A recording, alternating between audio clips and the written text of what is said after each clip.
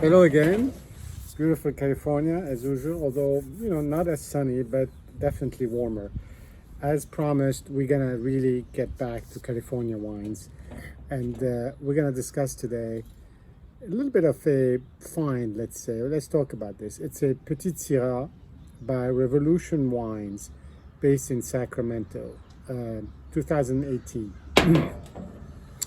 Now, Revolution Wine, it's a little winery. It's a sort of boutique winery and a restaurant smack in the middle of Sacramento that really has great food and really good wines. So we bought this when we were there. It was early March 2020. So really right as this whole thing with the pandemic was shaping up, we actually kind of sort of repatriated pretty quickly back to New York. And after that, we didn't move for almost a year. So that was kind of a memorable trip from that point of view. But we really liked this wine when we had it there. We bought some to take with us to kind of keep it in our minds, so to speak. This is from it's called the Clarksburg AVA, which is a very small AVA just south of Sacramento, between Sacramento and San Francisco, kind of along the river. It's recent as an AVA, I think less than 40 years. Around, not very big. A lot of the wines there, a lot of the grapes there get sold to other wineries, but some wine is actually now having the Clarksburg AVA label put on it. So it's really growing up, so to speak. And it's an interesting also region because it's cooler. It's inland, but it's cooler because of the river and the Sacramento River Delta, which is kind of further south, feeding into the San Francisco Bay. It's very clay and loam type soil, so sandy, clay, fresher, kind of not as intense, wines, fresher, and that's kind of an interesting way of making Petite Sarah. So let's see what we have here. The color is a little bit less black, let's say, than some of the other Petite Sarah we've seen together, like the Turley and the Relic. So it's not as intense. You can see it on the color here, but it's still very dark, very red.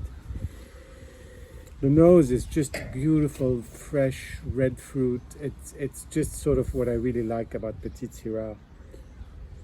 It's not very alcoholic. This is 13.9%. So again, a bit of that freshness.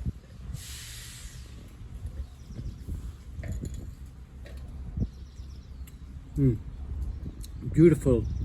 Cassis, red and black fruits, nice acidity, so it's a wine that really goes well with food. A little bit of salinity, and I think it's impact of the bay. So even though it's quite a few miles away, but I think these things work in mysterious ways. And it just has a very nice sort of chocolatey finish.